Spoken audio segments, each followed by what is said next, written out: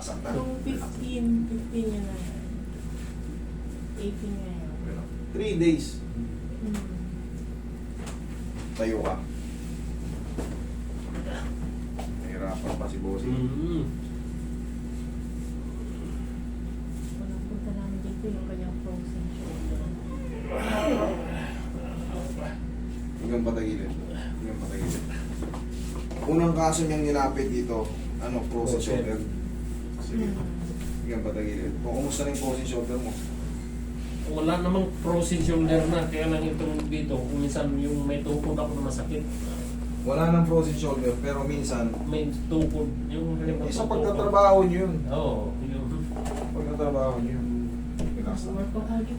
Ganito yung ganito yung position. Ganito, tandaan niyo yan, ganyan ang position.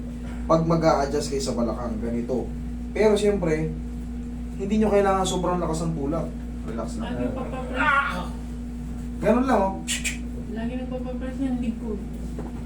kabilang side. Nasaktan ba kayo? Hindi. Hindi. Ganun lang, Basta tama yung position. Kasi, maaaring hindi nyo talaga sinasadya.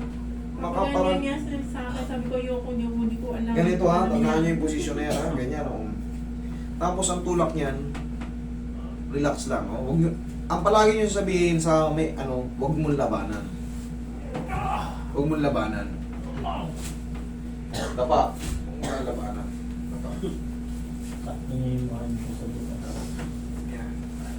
Tsaka ang diin niya, ito. Baka ganito yung ginawa mo sa kanya, dininan mo siya na kaganito.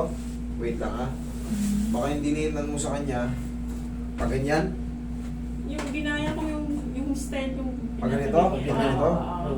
pag ganyan, huwag mong tatamaan yung spine. Oo. Napalakas daw dito sa bandang way. Dito?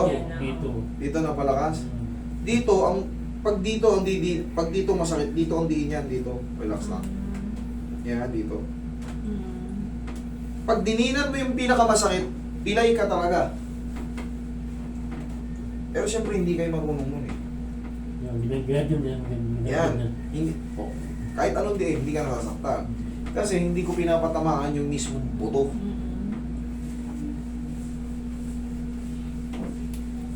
Pero pagka, yun nga, palala lang, pag hindi pa kayo marunong, massage nyo na lang muna. Huwag nyo nang panghimasukan, baka matulak. Baka mamaya may anterolisthesis siya or spondylolisthesis, matulak nyo ng mas malakas. Patay. Paralisado to. Diyan ka lang. Papakiramdaman ko nga master kung kumikilos po ba lahat ng daliri ko. Tama yun. Kumikilos naman kako. Pwede pa. Ano na yun? Ang tawag nito? Aral. Dapat nga akong papa-x-ray muna bago pumunta dito. So sabi niya, parang umano naman, bak may nerve daw na daw. Yan. Kaya Hindi naman diretso na kailangan, kami dito. hindi naman kailangan x-ray Pag sa mga ganun, hindi ka naman na-disgrasya Oo nga po. Pinaka-the best yan, di ba, pumunta kayo sa ganito, ikwento nyo lang lahat. Tsaka, therapist ang mag-ano. Bababa hanggang pinti, hanggang paa. Ito ba master, wala bang ika nga pinagbabawal na bubuhatin? Bawal pa muna kayo magbuhat. Pero kung mga 5 kilo lang, pababa, wala yan. Pero pag lumipas na ng mga 4 to 5 days, yan, pwede na ulit. Pwede na. Kahit pa paano, magdagdag na kayo ng mga 10 kilo. Pwede na. Kasi pag bagong adjust, syempre hindi ka agad nakaka-recover yung pinch nerve. Mga ilang araw pa yan.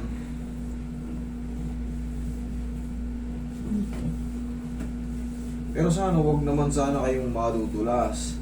Yung maumpog yung puwet. O kaya, yung mga pag-upo nyo, huwag sanang masasaldak. Iniisip ko nga nun, mas na baka kako na pirat na yung sinasabi yung Ganito kasi itsura ng buto. yung between sa buto Yan, baka mabasag mo to sa lakas ng diin. Paano na sinasabihin ako, para namang langgam yun, dumamo sa kasi Yeah. parang yung lumada ang ating kamay.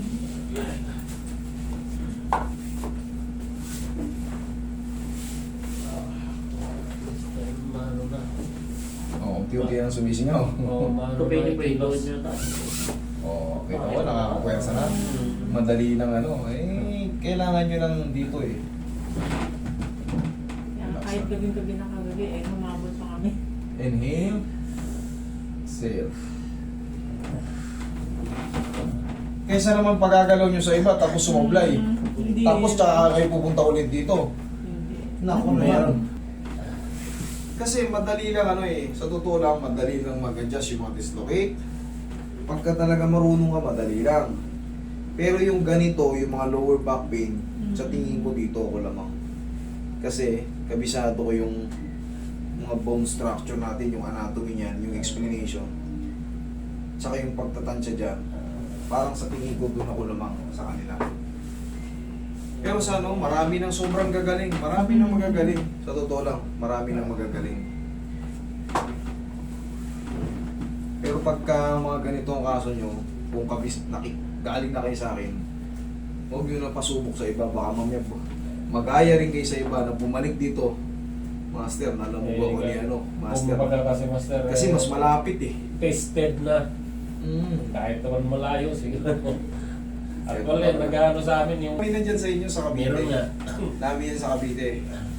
Pero, Sa likod dito kami, dito na.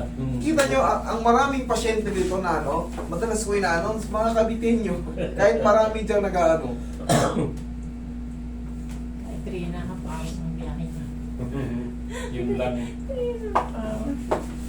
Wait, last. One way.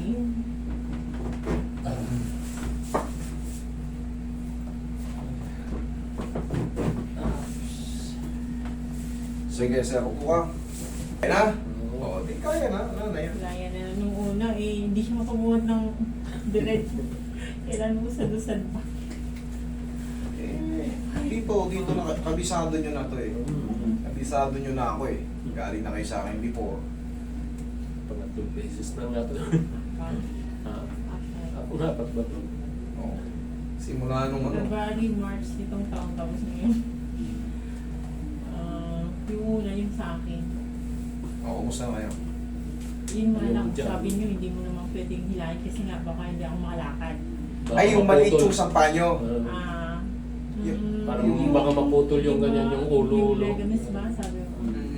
Kasi nga, pero syempre, kita nyo, ang ginagawa ko, dahil hindi para sa akin, pero ginagawa ko ng paraan. Pero hindi lang pwede yung eksaktong ginagawa ko kagaya sa mga ibang. At least nakakalakad ka naman ako. Oh, nakakalakad kayo. Gusto nyo, balik ko sa dati. Hindi, maigsi na kasi yung ni ma'am Maigsi na. Pero nagawa natin ang paraan, makakalakad siya. Dayain na lang na Iba yung kaso ni ma'am Dayain na lang sa kapalan mo yung isang Yun nga lang daw. Yun po, Yung technique. kabilang left, yung left. Pasadya. Pasad yan. Yes po, mami. Ang mahalaga, nakakalakad tayo. Hindi naman na tayo lagyan nyo ng padding. Katulad yan, ganyan chinelas yun. Lagyan ng padding, karton. Para Pero Habol. kapatid ako kasi ito, parang tayo ka na. Sige. Nag-uumpisa na. Lakad, ayos na, nakakatayo ka na. Yung okay naman na. Yung pagbangon-bangon lang dito sa pagliko-liko. pagilid, inihirap na hirap yan. Okay na ha. Sige, ma'am, dito